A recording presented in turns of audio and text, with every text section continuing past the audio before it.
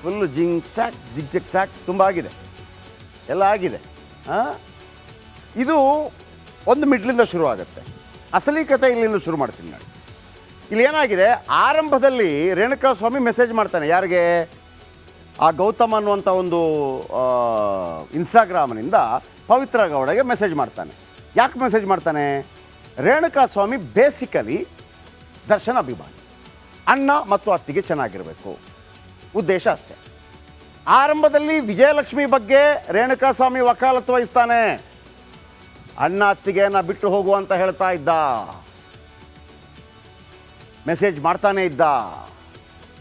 ಇಲ್ಲಿ ಪವಿತ್ರ ಗೌಡದು ಬೇರೆ ಬೇರೆ ಫೋಟೋಗಳೆಲ್ಲ ನೋಡ್ತಾ ಇದ್ದಾಗೆ ಕಾಲಾನಂತರದಲ್ಲಿ ರೇಣುಕಾಸ್ವಾಮಿ ವರಸೆ ಬದಲಾಯಿತು. ಜಿಂಗ್ ಚಾಕ್ ಜಿಗ್ ಜಿಗ್ ಚಾಕ್. ಪವಿತ್ರ ಗೌಡ ಮೇಲೆ ಒಂದು ರೀತಿಯಲ್ಲಿ ರೇಣುಕಾಗೋ ಆಸಕ್ತಿ ಶುರುವಾಯಿತಾ? ಶುರುವಾಗಿದೆ.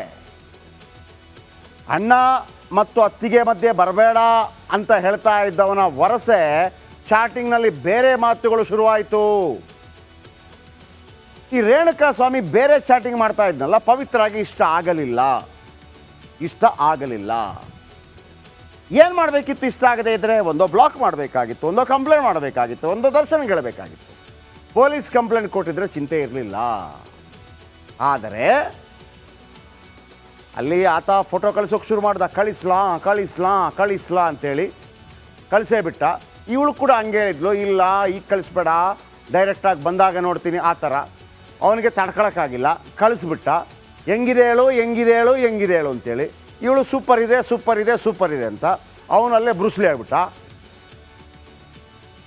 ಇಷ್ಟೆಲ್ಲ ಆದಾಗ ಅಲ್ಲೊಬ್ಬ ಒತ್ತಿಗೆ ಆತ ಇದ್ದ. ಅವ್ರು ನೋಡಿ ಅವನು ಒತ್ತಿಗೆ ಆತಾನೆ. ಈ ಪವಿತ್ರ ಈ ಪರ್ಸನಲ್ ವಿಚಾರಗಳು ಅಥವಾ ಆಕೆಗೆ ಬಂದಂಥ ವಿಚಾರಗಳು ಪೊಲೀಸರಿಗೆ ತಿಳಿಸ್ಬೇಕು, ಅಥವಾ ಓಕೆ ನಿಮ್ಮ ಸಂಬಂಧ ಚೆನ್ನಾಗಿದೆ ದರ್ಶನ್ ತಿಳಿಸ್ಬೇಕಲ್ವಾ? ಹೋಗಿ ಮನೆಗೆಲಸದ ಪವನ್ಗೆ ನೀವು ಸುದ್ದಿ ಮುಟ್ಟಿಸ್ತೀರಿ, ಮಾಹಿತಿ ಕೊಡ್ತೀರಿ ಅಂತಂದರೆ ನಿಮ್ಮ ಲೆವೆಲ್ ಏನು? ಈ ಪವನ್ ಇದಾನಲ್ಲ, ಅವನು ಅಟ್ಲೀಸ್ಟ್ ವಾರ್ನ್ ಮಾಡಬೇಕಾಗಿತ್ತು. ಹಿಂಗೆಲ್ಲ ಕಳಿಸ್ಬೇಡ, ಹೇಳ್ಬಿಡ್ತೀನಿ, ಕಂಪ್ಲೇಂಟ್ ಕೊಡ್ತೀನಿ.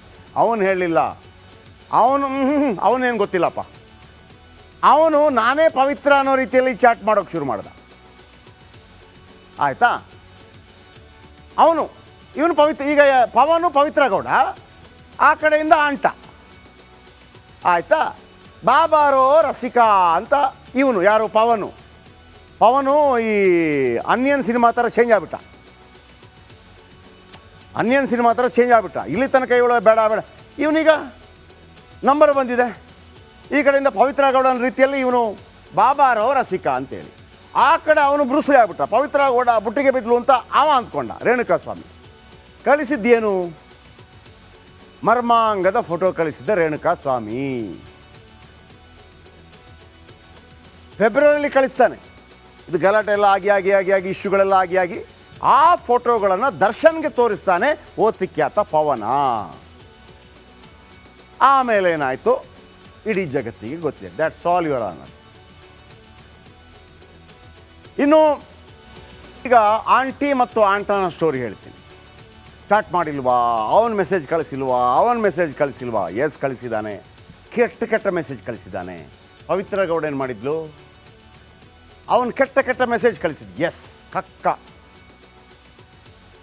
ಅವನು ಕೆಟ್ಟ ಮೆಸೇಜ್ ಕಳಿಸಿದ್ದು ಕಕ್ಕ. ನೀವು ಯಾಕೆ ತಿಂದ್ರಿ? ಪವಿತ್ರ ಗೌಡ ಮಾಡಿದ್ದೇನು ಸಣ್ಣ ತಪ್ಪ? ಒಂದು ಪೊಲೀಸ್ ಕಂಪ್ಲೇಂಟ್ ಕೊಟ್ಟಿದ್ರೆ ಇವತ್ತು ಜೀವ ಹೋಗ್ತಾ ಇರಲಿಲ್ಲ, ದರ್ಶನ್ ಒಳಗಿರ್ತಾ ಇರಲಿಲ್ಲ, 15 ಜನ ಜೀವಭಯದಲ್ಲಿ ಬದುಕುವಂಥ ಅನಿವಾರ್ಯತೆ ಇರಲಿಲ್ಲ. ಎಲ್ಲ ಪೊಲೀಸೇ ಮಾಡ್ತಾಯಿದ್ರು. ಈಗ ಪೊಲೀಸರ ಬದಲು ಪವನ್ ಬಳಿ ಈಕೆ ಪೊಲೀಸರಿಗೆ ಸುದ್ದಿ ಕೊಡಲಿಲ್ಲ, ದರ್ಶನ್ಗೂ ಹೇಳಲಿಲ್ಲ. ಆ ಓತಿಕ್ಯಾತ ಪವನ್ಗೆ ಹೇಳ್ತಾರೆ. ಅದಕ್ಕೆ ಗೊತ್ತು ಗುರಿ ಇಲ್ಲ. ಅದು ಯಾವ ರೀತಿಯದೋ ಗೊತ್ತಿಲ್ಲ. ಅದು ಕೂಡ ಈ ಹುಡುಗನ ಜೊತೆ ಚಾಟ್ ಮಾಡಿದೆ. ಅದು ಆ ಕಡೆದು ಆಂಟ ಯಾರು? ರೇಣುಕಾಸ್ವಾಮಿ. ಈಕೆ ಅಂದ್ಕೊಂಡು ಚಾಟ್ ಮಾಡಿದ್ದಾನೆ. ಬನ್ನಿ ಆ ಸ್ಟೋರಿ ಎಲ್ಲಿಂದ ಶುರುವಾಯಿತು ಹೇಳ್ತೀನಿ, ಕೇಳಿಸ್ಕೊಳ್ಳಿ.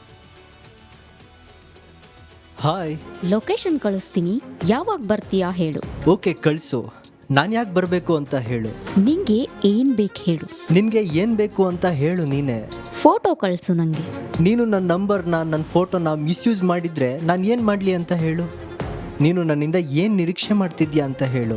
ನೀನು ಏನ್ ಬಯಸ್ತೀಯಾ ಹೇಳು. ಮೊದಲು ನೀನೇ ಹೇಳು, ಪ್ಲೀಸ್ ಹೇಳು. ಮೊದಲು ನೀನ್ ಹೇಳು. ಮೆಸೇಜ್ ಮಾಡಿರೋದು ನೀನಲ್ವಾ? ಹಾಗಾದ್ರೆ ಮೆಸೇಜ್ ಮಾಡಬಾರ್ದಾ ಹೇಳು. ನಿನ್ನಿಷ್ಟ. ನಿನಗೆ ನನ್ನ ಫ್ರೆಂಡ್ಶಿಪ್ ಬೇಕೋ ಬೇಡವೋ ಅಂತ ಹೇಳು. ನೋಡ್ತೀಯಾ ಹೇಳು, ಕಳಿಸ್ಲಾ ಅಂತ ಹೇಳು ಪ್ಲೀಸ್.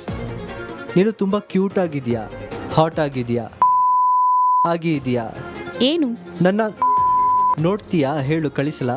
ಇಲ್ಲ, ಡೈರೆಕ್ಟ್ ಆಗಿ ಬಂದಾಗ. ಓಕೆ ಆಯಿತು, ಪರವಾಗಿಲ್ಲ. ಇವಾಗ ನೋಡಿ ಹೇಳು, ಆಮೇಲೆ ಬರ್ತೀನಿ ಆಯ್ತಾ?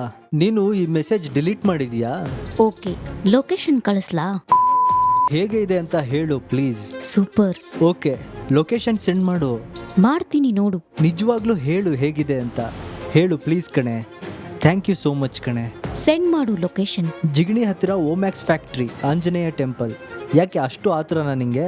ಎಸ್, ನಾನು ಫ್ರೀ ಮಾಡ್ಕೋಬೇಕು ತಾನೆ.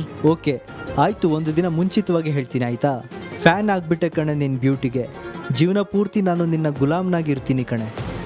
ನೀನು ತಾಯಿ ಮೇಲೆ ಆಣೆ ಮಾಡಿ ಹೇಳು, ನಿನ್ನ ನಂಬರ್ನ ಯಾರಿಗೂ ಕೊಡಲ್ಲ ಅಂತ ಆಣೆ ಮಾಡಿ ಹೇಳು ಪ್ಲೀಸ್ ಕಣೆ. ಓಕೆ, ಭಾನುವಾರದೊಳಗೆ ಫ್ರೀ ಮಾಡ್ಕೊ. ನಾನು ಆಮೇಲೆ ಬ್ಯುಸಿ ಆಗ್ತೀನಿ. ಓಕೆ ಆಯಿತು ಕಣೆ.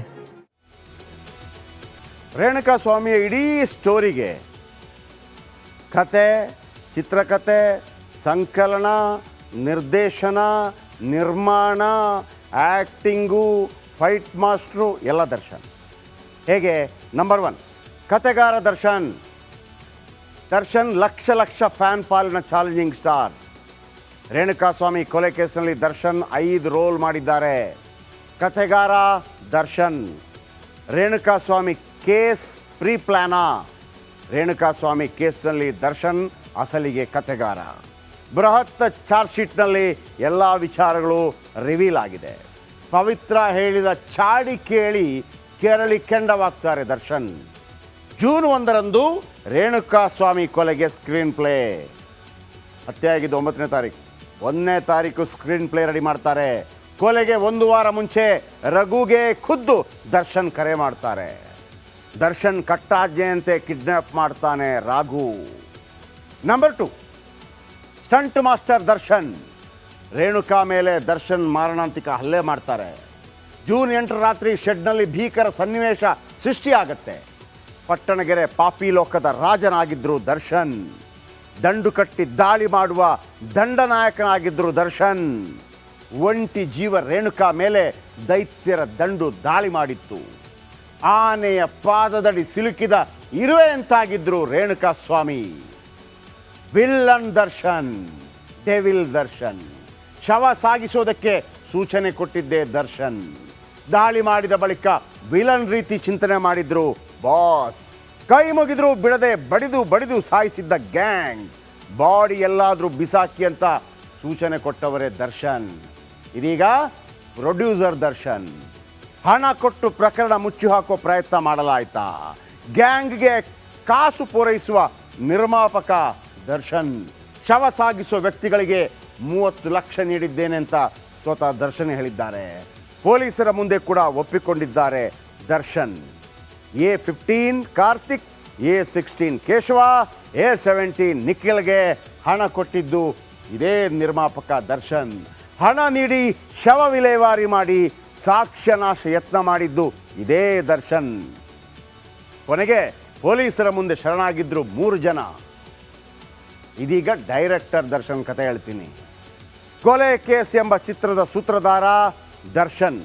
ಭೀಕರ ರಿಯಲ್ ಸಿನಿಮಾದ ಅಸಲಿ ಸೂತ್ರಧಾರಿ ದರ್ಶನ್. ಅಲ್ಲಿಗೆ ಕಥೆ, ಚಿತ್ರಕಥೆ, ಸಂಕಲನ, ನಿರ್ದೇಶನ, ನಿರ್ಮಾಣ, ಆ್ಯಕ್ಟಿಂಗು ಮತ್ತು ಫೈಟ್ ಮಾಸ್ಟರು ಎಲ್ಲವೂ ಕೂಡ ಒನ್ ಆ್ಯಂಡ್ ಓನ್ಲಿ ದರ್ಶನ್.